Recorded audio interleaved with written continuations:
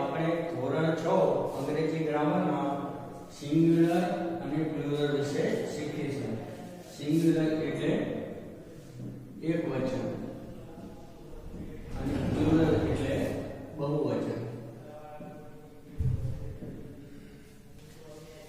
કોઈ પણ નામ હોય એનું બહુવચન કરવું હોય તો અંગ્રેજી ભાષામાં સામાન્ય રીતે s કે es પ્રત્યય લગાવવાથી નામનું બહુવચન થાય છે. ઉદાહરણ જોઈએ તો એ બોય, અહીંયા એ બોય, બોય નું બહુવચન બોય છે, અહીંયા આર્ટિકલ નીકળી જાય છે. બીજું ઉદાહરણ જોઈએ એપલ, એપલ, એપલ માં s પ્રત્યય લગાવવાથી નામ એપલ નું બહુવચન એપલ્સ થાય છે. એ જ રીતે આપણે ત્રીજું ઉદાહરણ જોઈએ તો એ ટ્રી, ટ્રી નું બહુવચન ટ્રીઝ થાય છે. અહીંયા ત્રણ ઉદાહરણ જોયા આપણે તો કોઈ પણ નામનું બહુવચન કરવું હોય તો આર્ટિકલ નીકળી જાય છે. તો કોઈ પણ નામનું બહુવચન કરતા આર્ટિકલ આવતો નથી. હવે કોઈ પણ નામનું બહુવચન કરવા માટે કેટલાક નિયમો જોઈએ કે s પ્રત્યય, es પ્રત્યય, ies પ્રત્યય અથવા તો s પ્રત્યય ક્યારે લગાડવો એ આપણે નિયમો જોઈ લઈએ. કોઈ પણ નામની પાછળ s, sh, ch, o કે x અક્ષર આવે તો નામની પાછળ es લાગે છે.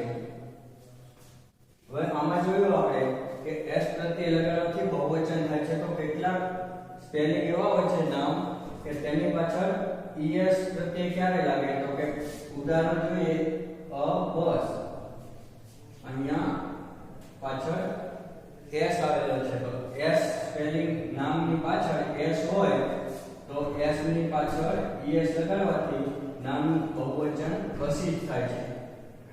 બીજું ઉદાહરણ જોઈએ તો મેંગો, અહીંયા o પ્રત્યય આવેલો છે તો o ની પાછળ es લગાડવાથી મેંગો નું બહુવચન મેંગોઝ થાય છે. એ જ રીતે બોક્સ, બોક્સ નું બહુવચન કરવું હોય અહીંયા x પ્રત્યય આવેલો છે તો x ની પાછળ es લગાડવાથી બોક્સ નું બહુવચન બોક્સિસ થાય છે. એનું ચોથું ઉદાહરણ જોઈએ તો બેન્ચ, બેન્ચમાં ch પ્રત્યય આવેલો છે પાછળ તો ch પ્રત્યય હોય તો બેન્ચ નું બહુવચન બેન્ચીસ, es પ્રત્યય લગાડવાથી બેન્ચીસ થાય છે. હવે આપણે જોયું s, sh, ch, o અને x અક્ષર આવે તો નામની પાછળ es પ્રત્યય લાગે છે.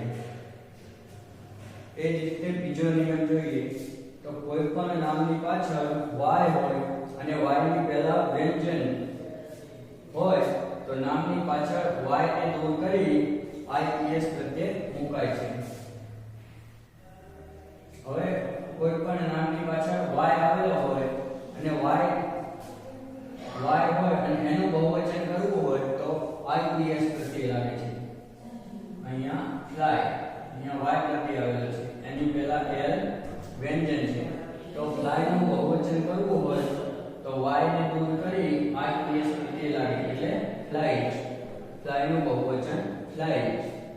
અહીંયા બેબી, બેબી માં પાછળ y છે અને y ની આગળનો અક્ષર b વ્યંજન છે તો બોય, બેબી નું બહુવચન બેબીઝ, અહીંયા ies પ્રત્યય લગાડવાથી બેબી નું બહુવચન બેબીઝ થાય છે.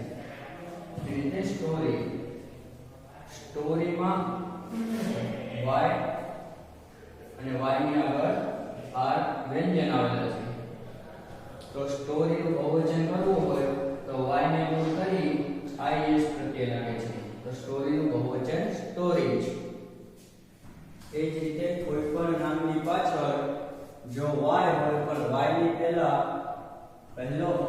પહેલાનો અક્ષર સ્વર આપેલો હોય તો y ની પાછળ s લગાડવામાં આવે છે. એનું ઉદાહરણ જોઈએ તો ડોંકી, એ ડોંકી તો એ ડોંકીમાં y પ્રત્યય છે, એની પહેલા e સ્વર આવેલો છે તો ડોંકી નું બહુવચન કરવું હોય તો આપણે અહીંયા જોયું કે y ની આગળ વ્યંજન હોય તો y ને દૂર કરવામાં આવે છે પણ જો y ની પહેલા સ્વર આવેલો હોય તો તો y ને રાખવાનું અને s પ્રત્યય લગાડવાથી બહુવચન થાય છે. donkey નું બહુવચન donkeys.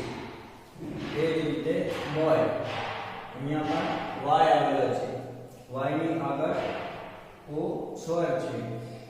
તો boy નું બહુવચન કરવું હોય તો y ની પાછળ s લગાડવાથી boy નું બહુવચન boys થાય છે. એ જ રીતે day, તો day નું બહુવચન કરવું હોય તો y ની પહેલા સ્વર, તો બહુવચન કરવા માટે s લગાડવાથી day નું બહુવચન days થાય છે.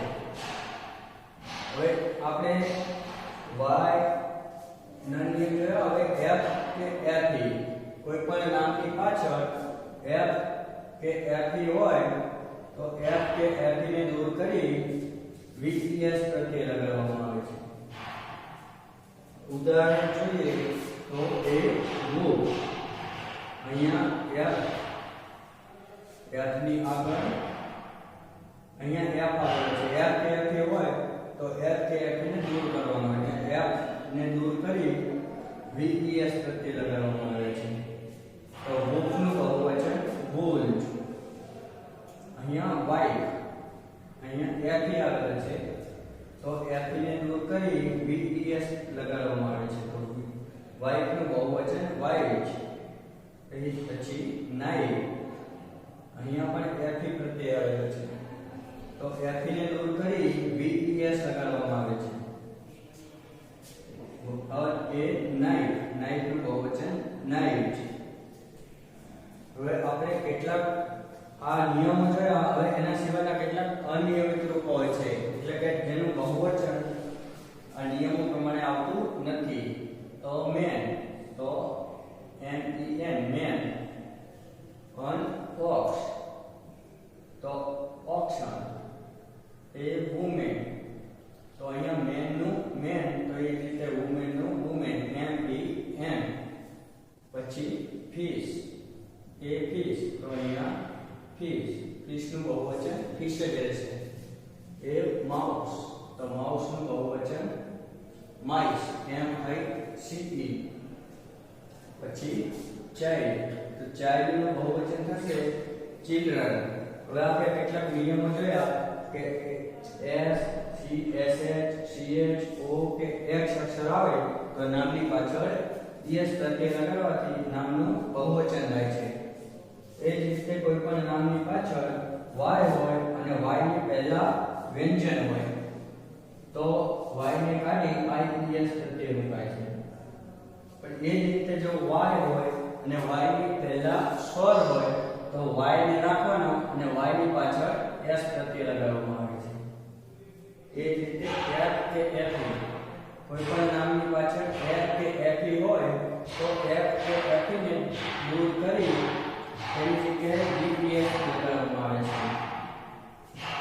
હવે આપણે આટલા કેટલાક નિયમો જોયા, આ અનિયમિત રૂપો જોયા. તો આ રીતે નામનું બહુવચન કરવામાં આવે છે.